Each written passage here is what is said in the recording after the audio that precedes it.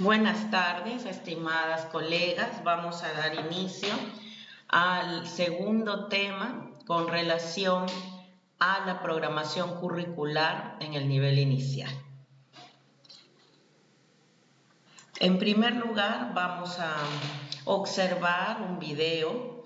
Este video tiene las características de que ustedes van a poder observar y reflexionar con respecto a la actitud del adulto, con respecto al desarrollo o lo que propiciamos como desarrollo dentro de nuestras aulas, ¿no? Estar atentas y sobre todo registrar algunas ideas principales de este video.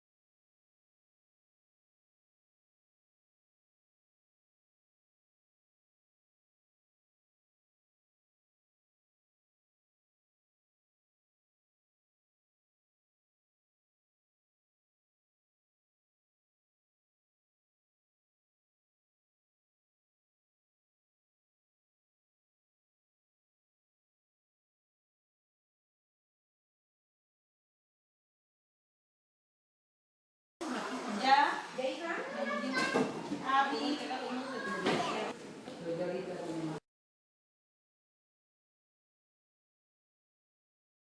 Vamos a comer y ahí jugamos, ¿ya?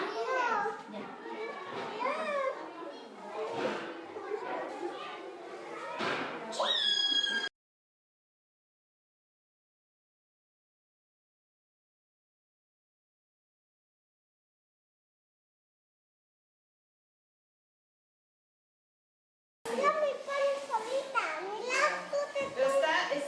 No están bien, es cremita.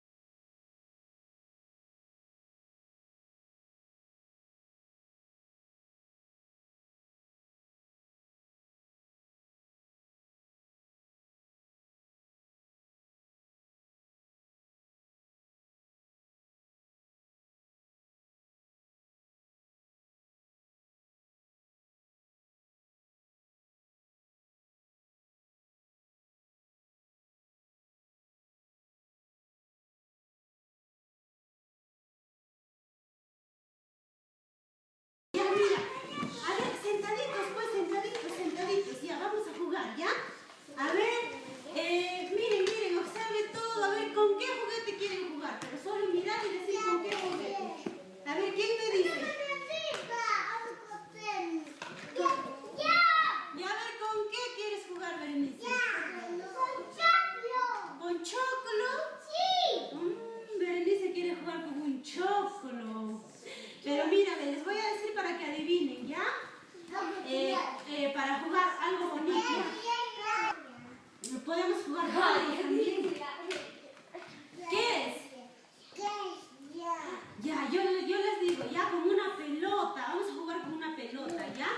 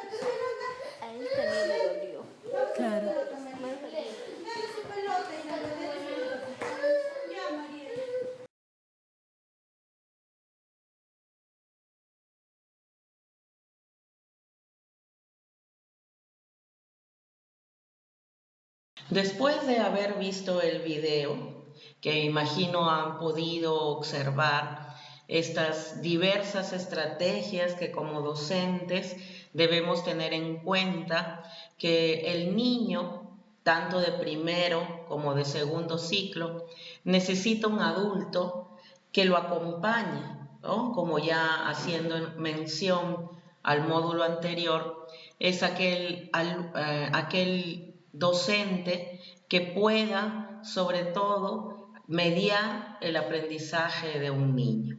Bien, entonces vamos a dar inicio a la planificación curricular en primero y segundo ciclo. En primer lugar, vamos a recordar un poco el enfoque que Ministerio de Educación nos ofrece en relación a la educación infantil. Tenemos que, en primer lugar, es un conocimiento construido por el sujeto que aprende y por la interacción con personas, de tal forma que su mutua influencia acabe produciendo aprendizaje, ¿no? Que esto es desde el punto de vista constructivista, ¿no? Como habíamos visto en el módulo número 1, en donde justamente este conocimiento debe ser construido con la participación de nuestro niño, ¿no? Y que justamente nace el aprendizaje a partir de esa relación existente entre el sujeto que aprende con la interacción con otras personas y, por supuesto, va a influir el medio que lo rodea. Recordemos también que el Ministerio de Educación nos menciona los principios de la educación inicial, ¿no? Que muy bien los conocemos, pero que es importante recordarlos. En primer lugar, tenemos un buen estado de salud, ¿no? Todo niño debe gozar de un buen estado de salud física, mental y social, así como también el respeto. Todo niño merece ser aceptado y valorado en su forma de ser. También la seguridad como tercer principio, que todo niño tiene derecho a que se le brinde seguridad física y afectiva. Tenemos como cuarto principio la comunicación. Todo niño debe expresarse, escuchar y ser escuchado. Luego tenemos la autonomía como otro principio, que todo niño debe actuar a partir de su propia iniciativa, de acuerdo a sus posibilidades. Y el movimiento, que es otro principio, todo niño necesita de libertad de movimiento para desplazarse. Y por último, sin ser el menos importante, el juego libre, que los niños al jugar van a aprender.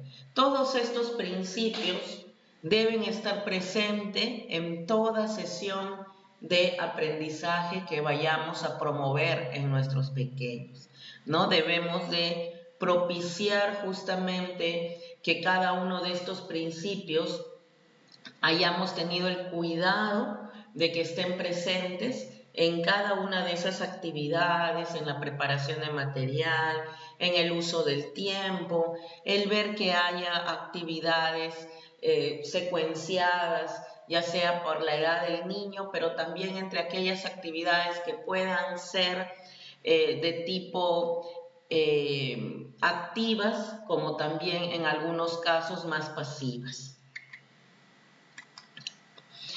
El enfoque que plantea la educación inicial tiene como base principalmente el desarrollo integral. ¿Y qué es lo que nosotros podemos decir del desarrollo integral? Así como lo podemos relacionar con el pan integral, ¿no? Que es a diferencia del pan blanco, el primero es más completo. Entonces, si hablamos de desarrollo integral, justamente buscamos que haya un desarrollo completo, un desarrollo total, ¿no? No por áreas, sino total, integral. La multidimensionalidad, que también debemos de tener en cuenta, la interculturalidad, la inclusión, los derechos del niño y la niña, en su desarrollo y aprendizaje.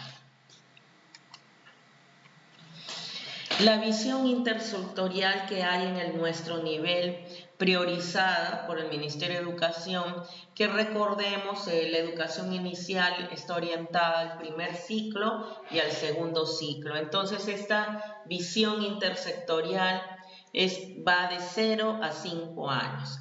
Y nos dice que los niñas y niños en el Perú, con buen estado de salud y nutrición, con pensamiento crítico, comunicacionalmente efectivos y con iniciativa, emocionalmente seguros de sí, socialmente competentes y autónomos en pleno ejercicio de sus derechos, que vivan una infancia feliz, libre de violencia, con igualdad de oportunidades y respetando sus particularidades, ¿no? Es una visión que en este caso se nos presenta para guiar nuestro trabajo a futuro.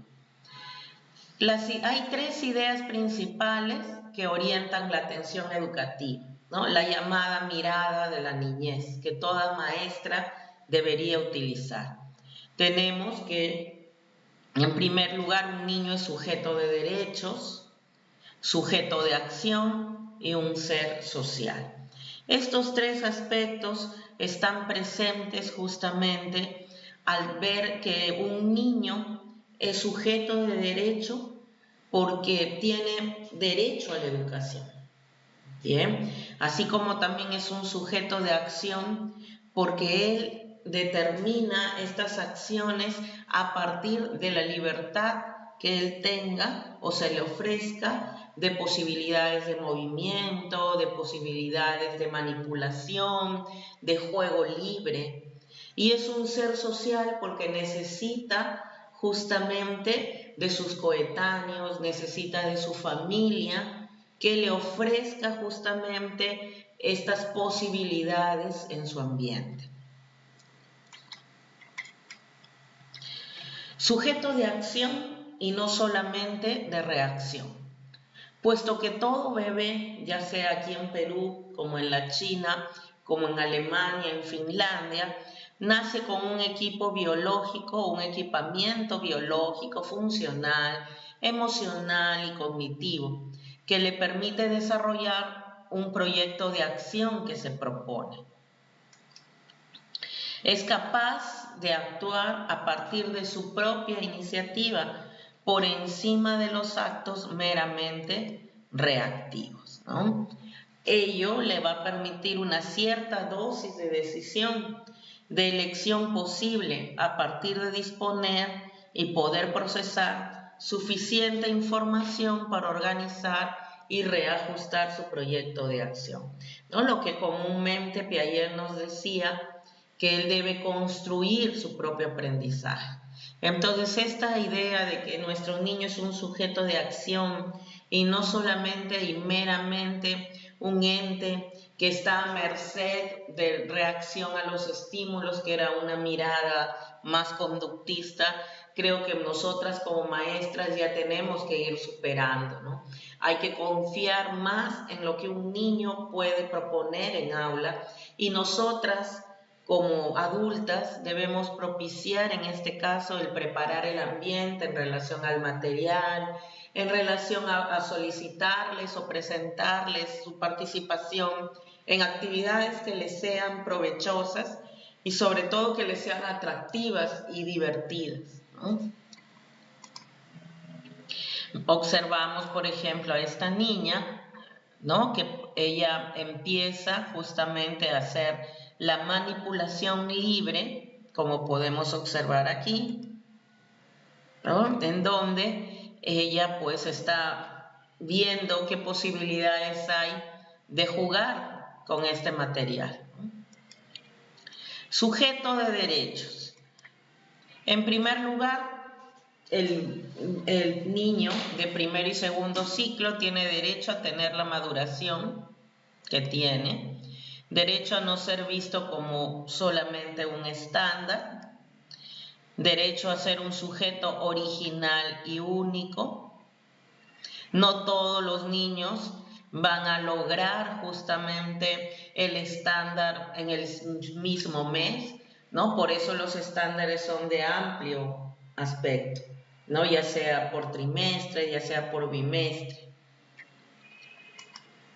Derecho a ser respetado, derecho a vivir plenamente su infancia y derecho a no ser sometido pasivamente.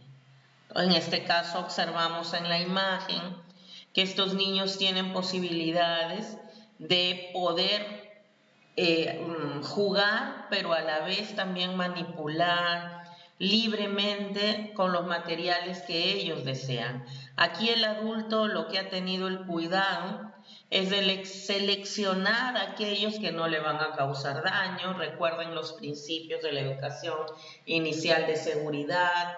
Ha tenido en cuenta que el niño, que estos materiales sean lúdicos, ¿no? Es decir, que propicien juego, así como también que no le causen daño, un buen estado de salud, ¿no? Que por ejemplo estos materiales no tengan pintura, que se vaya a salir y luego le pueda crear algún tipo de intoxicación o al estómago, ¿no? En este caso, pues, estoy aplicando los principios de la educación inicial que vi al inicio, los estoy aplicando en mi sesión. El derecho a que el Estado y los adultos de la comunidad garanticen las condiciones y ámbitos materiales, afectivos, culturales para su crecimiento pleno como persona en todos los aspectos. En este caso, todo niño en todo momento debe vivir, experimentar, ejercitar y desplegar el conjunto de potencialidades que le permitan adquirir a su ritmo las competencias necesarias para ejercer progresivamente actitudes cada vez más autónomas. Y por último es un ser social, porque esta interacción con su medio debe ser oportuna y pertinente, se potencia en la interacción con el adulto que lo atiende, y es social por naturaleza, ¿no? Sabemos que somos seres sociales que necesitamos de relacionarnos primero con nuestra familia, esencialmente con los padres, luego el círculo va abriéndose, ¿no? Ese pequeño niño ya va al denominado nido, al denominado jardín, para luego ir ampliando ese mundo a la sociedad. Con respecto al primer ciclo, al desarrollo y aprendizaje en menores de 3 años, vemos que el propiciar una planificación, bien, se refiere a proponer o promover más que todo una actividad autónoma. Y esta actividad autónoma está orientada en base a 2 aspectos, a cuidados y a la exploración y juego libre. Con respecto a los cuidados, habría que tener en cuenta actividades que promuevan el descanso, como dormir o también descansar, alimentación ya sea de lactancia o ya sea comida, higiene, un cambio de ropa, lavado de manos, cambio de pañal, acompañar en el uso de los servicios higiénicos y, por ejemplo, otras situaciones como el control del niño sano. En lo que se refiere a la exploración y juego libre, vemos que el adulto acondiciona, ¿no?, estos espacios y materiales y el adulto satisface las necesidades de los niños. Este rol que el adulto va a tener va a favorecer el desarrollo integral de los niños en momentos de actividad autónoma y de juego libre, ¿no? Por eso es que observamos aquí al niño que han preparado el ambiente, ¿no?, con utensilios que él va a ir descubriendo, ¿no? Él va a bajar, ¿no?, de estas escaleras para poder, en este caso, interactuar con los objetos que se le ha colocado. El niño sabe qué y cómo explorar según sus intereses, ¿no? Su trayecto cognitivo es diferente al del adulto. El niño aprende simultáneamente con todos sus sentidos, ¿no? Por eso acá en la imagen se le ha propiciado diversos elementos que le van a proporcionar textura, también le van a proporcionar temperaturas diferentes, ¿no? Como por ejemplo, aquí vemos pues tazones que son de metal, que le va a propiciar una temperatura diferente, por ejemplo, al conejo de peluche o de felpa, que en este caso va a ser una textura diferente, pero también una temperatura diferente. Entonces, en este caso, todos los materiales que están presentes en la fotografía buscan una intención. Bien, aprende lo que percibe y lo que es capaz de lograr y ejercita su habilidad motora de manera autónoma. Lo que también en este caso es que el niño menor de 3 años aprende y fortalece durante los momentos de actividad autónoma. Aprende a relacionarse con el otro, aprende a poner en práctica lo que sabe, lo que siente, lo que le gusta y disgusta, así como también aprende a conocer lo que es capaz de hacer, valoración de sí mismo. En base a su propia necesidad y por experimentación, aprende con todos sus sentidos.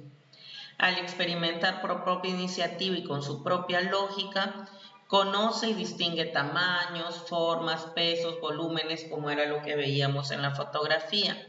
A organizar y sintonizar su cuerpo, su estado emocional, con respecto al espacio y a los materiales, las distancias para lograr lo que se propone durante la exploración, y controla su fuerza de acuerdo a lo que quiere lograr. En la educación básica regular, los momentos de interacción educativa para tener en cuenta dentro al día a día en la programación se va a realizar teniendo en cuenta 3 tipos de momentos o llamados tipos de interacción, los cuales no tienen una secuencia, ya que van a depender de sus intereses y necesidades. En primer lugar, tenemos el momento de interacción entre el niño y el adulto, que es aquel momento en que el adulto va a atender esas necesidades básicas del niño, ¿no? Las llamadas, pues, rutinas, ¿no? Como el cambio de pañales, como la alimentación, como también el momento del baño, si lo requiere. El docente da afecto y desarrolla sobre todo el lenguaje del niño. Se irá conversando y diciéndole lo que se le va haciendo. El segundo momento es el momento de interacción entre el niño y el objeto, ¿no? Que es justamente cuando el niño va a descubrir, va a manipular, va a poder con sus propios medios averiguar, así como también palpar, ¿por qué no también saborear los diversos materiales que podamos presentar? El niño en forma libre, espontánea y autónoma se relaciona con los materiales que la docente le ofrece, teniendo en cuenta sus características, necesidades e intereses. El tercer momento es el momento de interacción entre el niño, el objeto y el adulto, ¿no? Las llamadas ya actividades en donde ya hay una intención educativa, ¿no? Y donde ya la maestra interviene. Es el momento en que la docente ofrece determinados materiales y en una relación respetuosa interactúa con él. Aquí hay un ejemplo, ¿no?, de cómo es que se podría hacer una programación. Por ejemplo, la ficha de actividad número. En primer lugar, el nombre y edad de los niños, características de los niños, sus intereses y necesidades observadas y que van a ser priorizadas para atender, organización del contexto, qué espacios materiales se requieren, qué tipo de acompañamiento dará a los adultos, capacidades que se fortalecerán o desarrollarán con esta actividad. En este caso, La idea es que como una aplicación elaboren una propuesta de planificación curricular teniendo en cuenta los momentos de interacción en el primer ciclo, ¿no? Que lo van a desarrollar en este momento.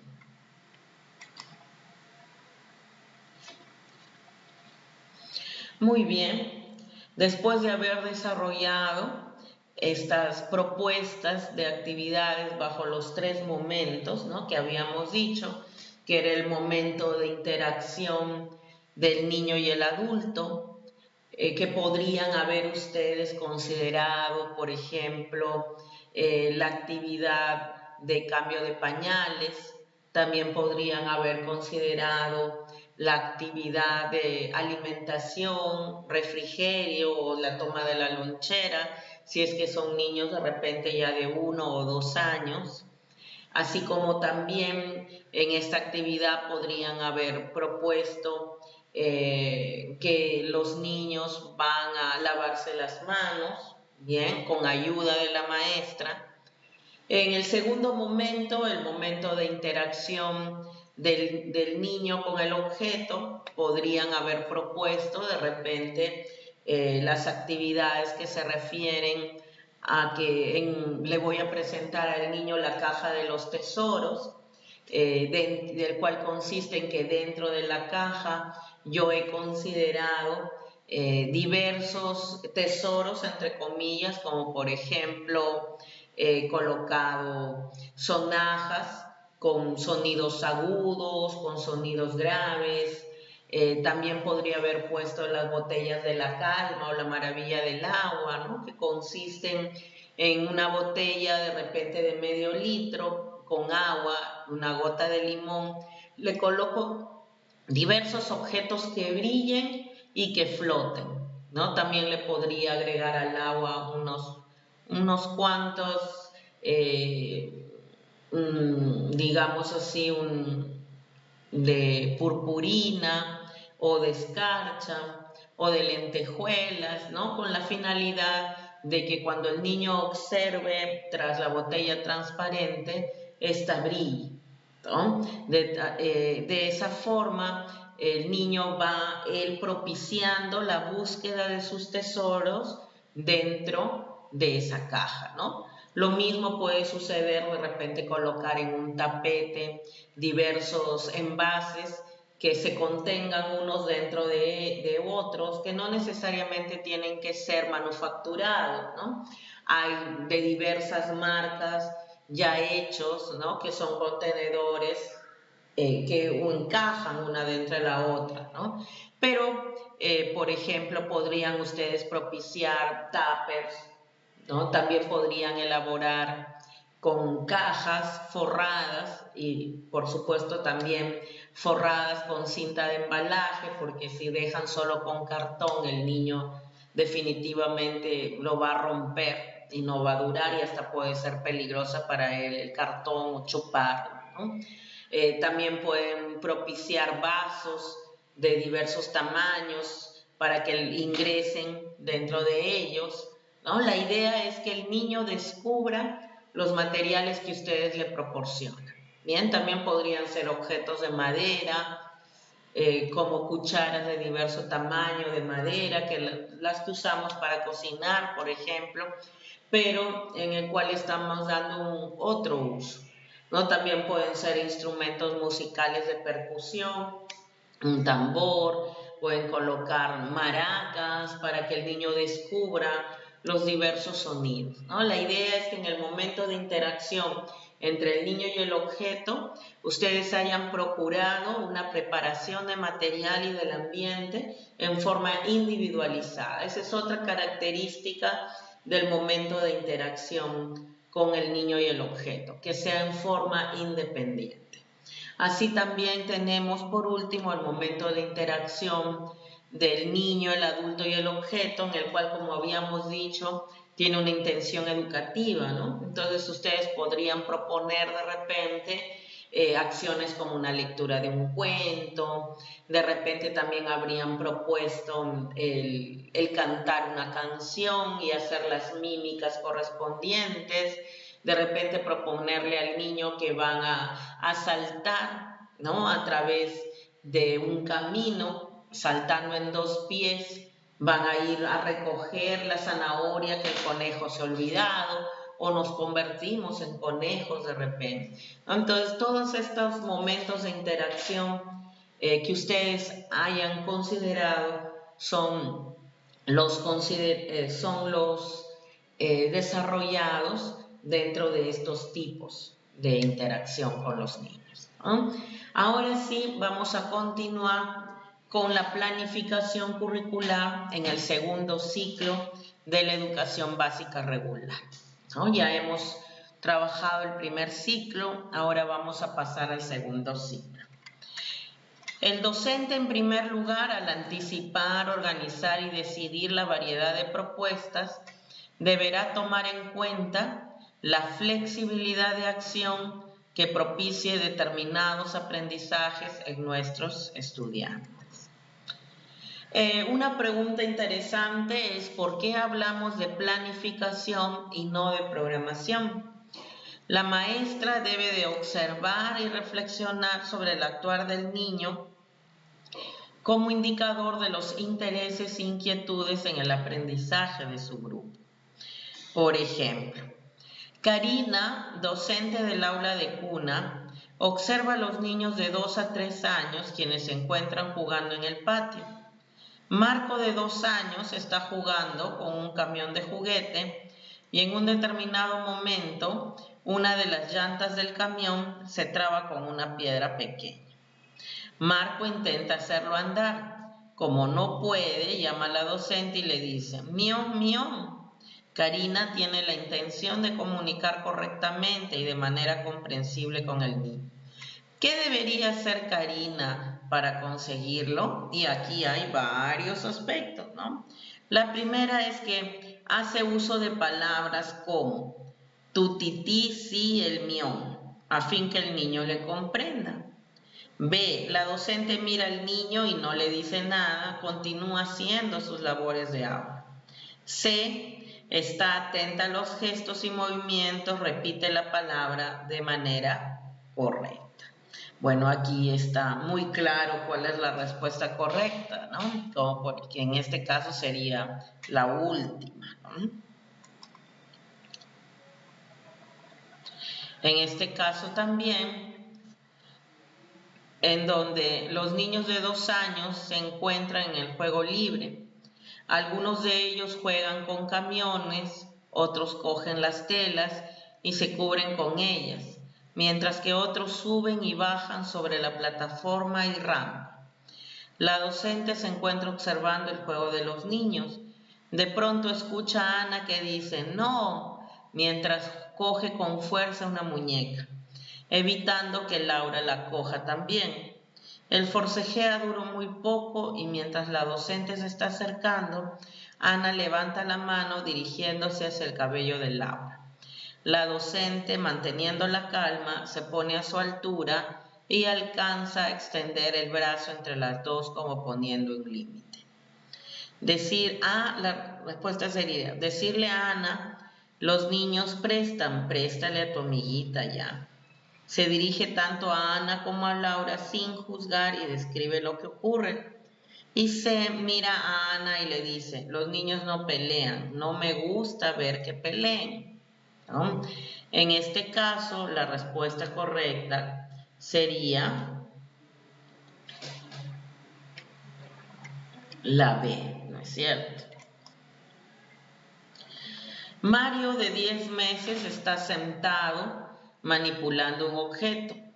Él está transpirando con el ceño fruncido y ruborizado. Al cabo de un rato, cuando la docente pasa cerca de él, se da cuenta por el olor que debe cambiarle el pañal. Ella lo lleva al cambiador. La docente aprovecha para compartir miradas y describir las acciones. B.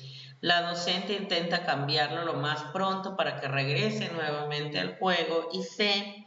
La docente realiza los movimientos de cambio de manera suave y delicada y rápidamente lo retorna a su actividad, ¿no? Aquí habíamos dicho que esta es una actividad de momento de interacción con el niño y el adulto, y la respuesta sería la A, ¿no es cierto? Bien, entonces continuando con la planificación anual, sería el organizar secuencial y cronológicamente las unidades didácticas que se desarrollarán durante el año escolar para desarrollar competencias y capacidades previstas, ¿no? En este caso, una planificación anual busca la descripción general, el producto anual, materiales y recursos.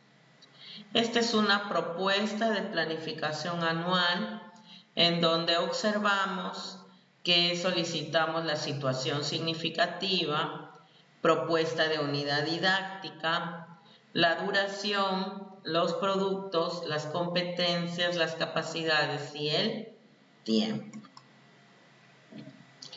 En la planificación de la unidad tenemos la organización secuencial y cronológica de las sesiones que permiten el desarrollo de las competencias y capacidades previstas en la unidad.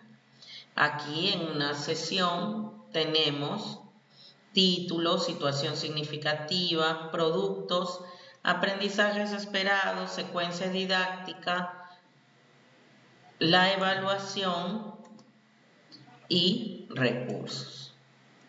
También debemos tener en cuenta que dentro de las unidades pueden estar presentes los 3 tipos de unidades didácticas: el proyecto de aprendizaje, la unidad de aprendizaje y el taller de aprendizaje.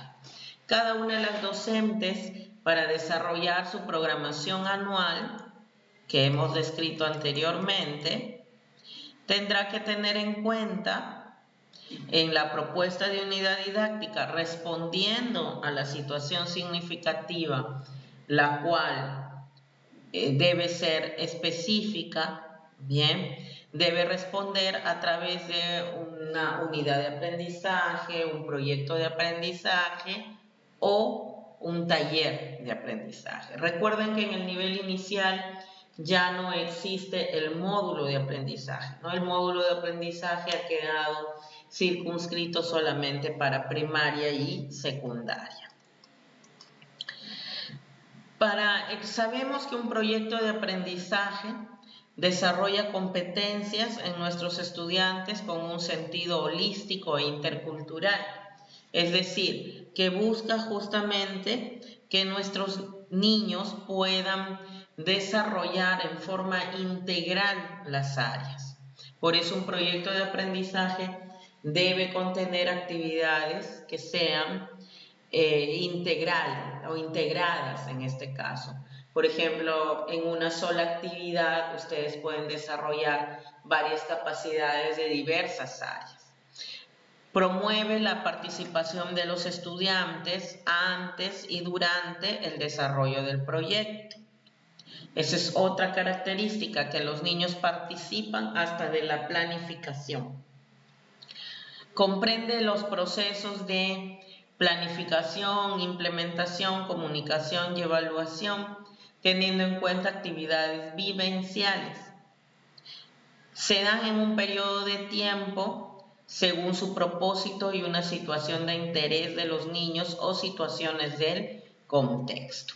El proyecto de aprendizaje responde a problemas o situaciones significativas que hayan surgido dentro del aula, como por ejemplo un proyecto de aprendizaje podría ser el Día de la Madre, ¿no? Es decir, que vamos a celebrar el Día de la Madre y vamos a propiciar una serie de actividades que tengan que ver con el área de comunicación, que pueden ver con el área de ciencia y ambiente, personal social o también matemática, ¿no? Por ejemplo, podrían tomar un proyecto de 5 días en donde el trabajo con los niños es justamente preparar toda esta serie de actividades que va a conllevar a celebrar el Día de la Madre.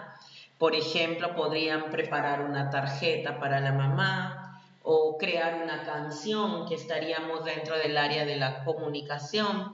También podrían preparar una receta en donde le preparen a mamá un bocadito, o le puedan trabajar con una mamá dentro del aula, y estarían dentro del área de ciencia y ambiente. También podrían propiciar de repente el conocer el árbol genealógico de la familia, para conocer a la abuelita, para conocer a la mamá, a la tía, ¿no?, que tiene que ver con el área de personal social.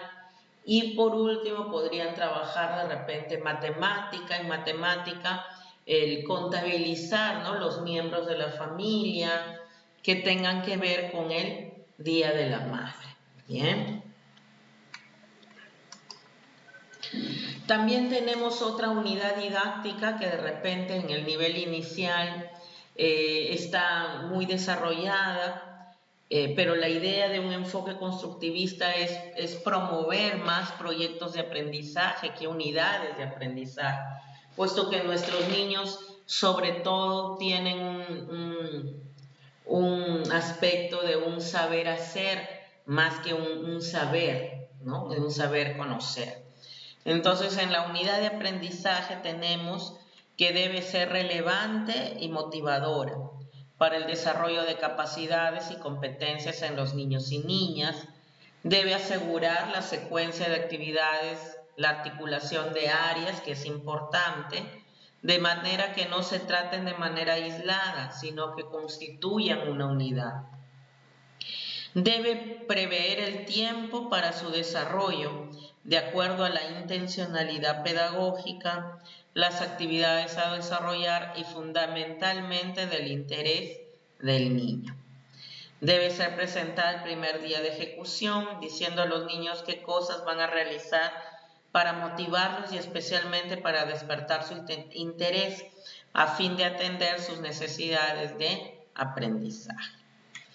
También tenemos aquí que una unidad de aprendizaje busca desarrollar en los pequeños el conocer un tema relevante, un aspecto que tenga que ver con el conocer, ¿no? Como por ejemplo podría ser una unidad de aprendizaje que ellos quieran conocer a los animales, ¿no? Entonces la mejor forma o la mejor aspecto que ustedes podrían programar sería a través de una unidad de aprendizaje, ¿no?, en donde se programen diversas experiencias, ya sea vivenciales o ya sean simuladas, de estos animales, ¿bien? De tal manera que el niño pueda propiciar actividades que cada día o cada conjunto de días puedan conocer un animal diferente, ¿no?, como por ejemplo. Los talleres, en este caso, que también es una tercera forma de unidad didáctica, pueden ser que permite la expresión de los niños y niñas en diversos lenguajes, así como un tiempo para la exploración. Permite que la docente plantee diversos talleres que respondan a las demandas e intereses de niños y niñas, sin necesidad de contratar a otro personal. Se puede ejecutar a diario, interdiario y de acuerdo a las necesidades, ¿no? Como por ejemplo pueden haber talleres de danzas, puede haber un taller de idioma, puede ser inglés u otro idioma, pueden ser taller de manualidades, puede ser taller de dramatización, también el taller de cocina, taller de gráfico plástico, ¿no?, que favorezca justamente la exploración, favorece el desarrollo de la autonomía y la toma de decisiones, el trabajo en común. En este caso también, dentro de cada una de las unidades didácticas, vamos a considerar procesos didácticos. Estos procesos didácticos van a desarrollarse según justamente el área que vayamos a desarrollar. Entonces, estos procesos tenemos en cuenta que los procesos didácticos en la competencia de producción de textos escritos, tenemos que hay 3 procesos didácticos, ¿no? Que es la planificación, la textualización y la revisión. Por ejemplo, en cada uno de ellos, en la planificación, dices el propósito, el destinatario y el texto que se escribirá. Su producto es el plan de escritura, que en este caso sería que los niños planifiquen hacer un texto, ¿no? En el ejemplo anterior que decía en la elaboración de la tarjeta el Día de la Madre, la planificación sería cuando los niños, a partir de tarjetas que la maestra ha traído al aula y ha mostrado a los niños, estos puedan, en este caso, elegir algunas de ellas y los niños puedan tener la idea de cómo escribirle a mamá una tarjeta, ¿no? Entonces, esta planificación podría ser qué palabras van a decir, con la ayuda de la maestra, de repente utilizar la técnica de los niños dictan y la maestra escribe. La textualización ya es cuando el mismo niño va a propiciar una escritura que él mismo puede escribir a su manera, ¿no? O puede pegar letras o letras móviles, ¿no? Lo cual le facilite justamente el crear un mensaje a su mamá. Y la revisión es aquella en donde el niño, pues, junto con la maestra o junto con un par, con un compañero, revisa cómo ha desarrollado esta tarjeta. Entonces ahí tenemos los 3 procesos didácticos de la producción de textos. El segundo proceso didáctico para la competencia de comprensión de textos sería antes de la lectura, durante la lectura y después de la lectura. En este caso, está orientado cuando la maestra va a presentar textos al niño. Y por ejemplo, aquí tenemos el antes de la lectura, que en este caso el niño va a formular predicciones. Lo importante dentro de este proceso de antes de la lectura es que la maestra presente un texto y pueda el niño poder identificar qué es lo que dice el texto, ya sea por imágenes, si es un texto icono verbal será por imagen, o si ha utilizado un texto con letra e imagen, el niño reconocerá algunas palabras del texto, algunos fonemas, algunos grafemas, así como también a partir del dibujo o de la imagen él pueda identificar algunos de ellos. Durante la lectura es ya cuando la maestra con el niño va a dar la lectura propicia, así como también el después de la lectura, técnicas o estrategias que permiten dar cuenta de lo comprendido, ¿no? En este caso, el después de la lectura son las llamadas preguntas que la maestra prepara a partir del texto, que serían las preguntas literales, ¿no? Que tienen que ver directamente con el texto y que lo único que requieren es que el nivel memoria se desarrolle, como por ejemplo, quién es el personaje del cuento, cómo eran los personajes, ¿no? Y también podemos desarrollar preguntas inferenciales, ¿no? Como por ejemplo podría ser que el niño ponerlo en la posición de qué pasaría si el lobo no encontraba la casa de la abuelita, ¿no? Entonces, en este caso estamos haciendo que el niño cree algún tipo de inferencia. El siguiente es el de comunicación de procesos didácticos con respecto a comprende textos orales y se expresa oralmente. Igualmente aquí la finalidad es que el niño cree texto oral y se le denomina antes del discurso, durante el discurso y después del discurso. Antes del discurso sería que el propósito, la organización de las ideas, que el niño vaya a, antes de dar este texto oral, ¿no? o este llamado discurso, ¿no? Como por ejemplo, cuando el niño se presenta ante sus compañeros, él debe manejar una organización, ¿no? Como el primero saludar, el tener también el porte de estar atento, mirar a sus compañeros, los ademanes que vaya a hacer. Y durante el discurso tiene que ser justamente cuáles son las partes de lo que él va a hablar, que no olvidar que al final también debe de despedirse. Y después del discurso se refiere a la revisión y reflexión sobre lo que se ha dialogado. Con respecto a matemática, que usa para sus 4 competencias los diversos momentos, como es la comprensión del problema, búsqueda de estrategias, representación, que va de lo concreto a lo simbólico, la formalización, la reflexión y la transferencia, ¿no? Que justamente son el proceso de la resolución de problemas, ¿no? Que en primer lugar hay que presentarle al niño el problema para que lo pueda comprender.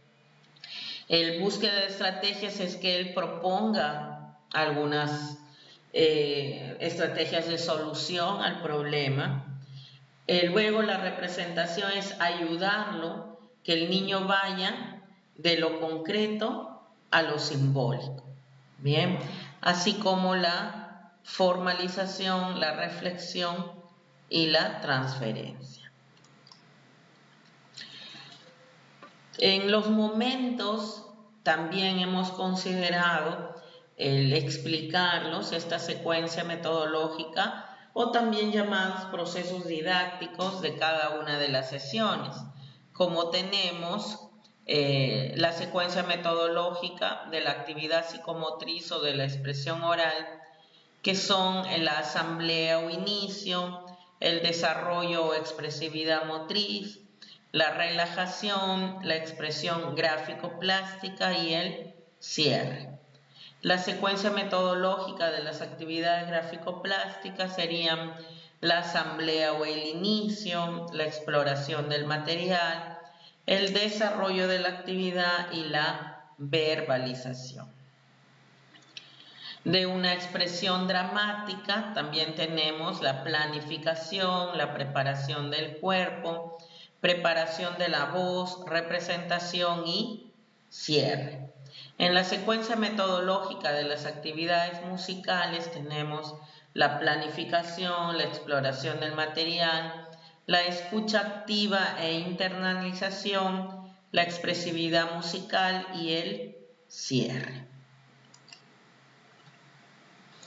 Para el área de ciencia y ambiente también hay un proceso didáctico el cual justamente pues está acorde con el método científico, ¿no? Como por ejemplo el planteamiento del problema, el planteamiento de hipótesis, ¿no? Preguntas que el niño se haga, que el niño a partir del problema haga algunas hipótesis, algunas respuestas. Y luego elaborar junto con el maestro el plan de acción, que sería ya la indagación, ¿bien? En el cual se basa en el recojo y análisis de los resultados, la estructuración del saber construida, la evaluación y la comunicación. Por ejemplo, aquí podemos observar que los procesos pedagógicos que van en cada una de las sesiones van a tener en cuenta también estos procesos didácticos, ¿no? Muchas veces hacemos equivocación o tenemos la equivocación de que el proceso didáctico no lo consideramos dentro de los procesos pedagógicos. Bien, entonces aquí vemos que en una sesión de aprendizaje se evidencia la secuencia didáctica. Inicio, desarrollo y cierre, y tenemos los procesos pedagógicos de inicio, que son la problematización, que no es más que generar el conflicto cognitivo, que no solamente es colocar una pregunta, sino crear una situación problemática que cree conflicto cognitivo. Saberes previos, que justamente es recoger qué tanto el niño conoce sobre la competencia o el tema que voy a tratar. El propósito y organización, que justamente es cuando declaramos a los niños en términos muy sencillos y simples qué es lo que el niño va a aprender en clase y cómo nos vamos a organizar, si lo vamos a hacer en grupos o lo vamos a hacer en forma individual. En el desarrollo, justamente en la gestión y acompañamiento del desarrollo de la competencia, aquí yo debo programar teniendo en cuenta los procesos didácticos según el área y la competencia. Y el cierre, tenemos la metacognición, conclusiones y sistematización. Ahora, como manera de práctica, van a elaborar una propuesta de planificación curricular tomando en cuenta los procesos pedagógicos y didácticos en el segundo ciclo. Bien, vamos a trabajar ahora sí algunas preguntas que tienen que ver con el módulo 2, que se refiere a la planificación curricular. En primer lugar, tenemos que es el objetivo principal de la educación temprana. Tenemos las alternativas: desarrollar y potenciar las funciones cerebrales de los niños, tanto en el plano intelectual como en el físico y el afectivo. Estimular el aprendizaje de la lectoescritura alfabética desde los primeros años. Disminuir el egocentrismo de niños y niñas menores de 2 años. Desarrollar las capacidades matemáticas que indica el DCN en el primer ciclo. En este caso, ¿cuál sería la respuesta correcta? Sería desarrollar y potenciar las funciones cerebrales. La segunda pregunta sería: una docente observa que sus niños eligen sus propios juegos, exploran de acuerdo a sus posibilidades los materiales, gradualmente comen solos, van al baño, se cepillan los dientes, ordenan sus juguetes. Todas estas acciones corresponden a uno de los principios pedagógicos del nivel inicial, que son A, seguridad física y afectiva; B, movimiento; C, juego libre; y D, autonomía. Ya ustedes habrán dado cuenta que es la D, que es autonomía. Como maestras del nivel inicial, conoceremos cada una de las dimensiones del desarrollo infantil. Uno de ellos se refiere al desarrollo del apego, la confianza, la seguridad, el amor y el afecto. Esto se refiere a desarrollo físico, desarrollo emocional, desarrollo cognitivo y desarrollo social. En este caso será el desarrollo emocional. La maestra Rosita tiene a su cargo niños de 5 años y está interesada en que sus niños produzcan sus propios textos. Para ello sigue la fase o ruta de trabajo que indica el MED. En un momento de la actividad les da la consigna que entreguen la carta que realizaran a la persona indicada. Esto se refiere a la fase B, es decir, en la edición o publicación.